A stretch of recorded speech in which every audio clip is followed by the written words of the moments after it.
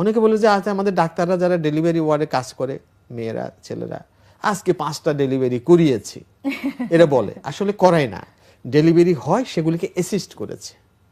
তবে কিছু কিছু কমপ্লিকেটেড ডেলিভারি হয় যেগুলিতে অপারেশন হয়, সেগুলি আলাদা। সেখানেও কিন্তু খুব গুরুত্বের সাথে মাকে যত্ন করতে হবে ডিউরিং প্রেগনেন্সি,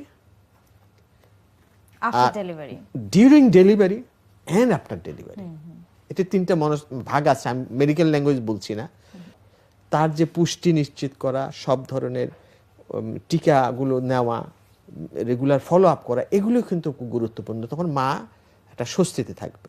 আমরা আমরা বলবো কি সন্তান কিভাবে আত্মবিশ্বাসী হবে, তো মায়ের মধ্যে এই স্বস্তিটা আমার দিতে হবে একেবারে। তার মানে একদম অনাগত সন্তানকে আত্মবিশ্বাসী করে তোলার অন্যতম একটা গুরুত্বপূর্ণ ধাপ মাকে মানসিকভাবে স্বস্তিতে রাখা, মাকে সুস্থ রাখা।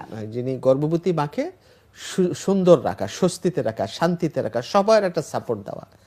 শ্বশুরবাড়ি ভাবে যে তাদের প্রজন্ম আসতেছে, মা বাবা ভাবে যে তাদের নাতি আসতেছে, একটা আনন্দময় পরিবেশে থাকা খুব এসেনশিয়াল, খুব এসেনশিয়াল।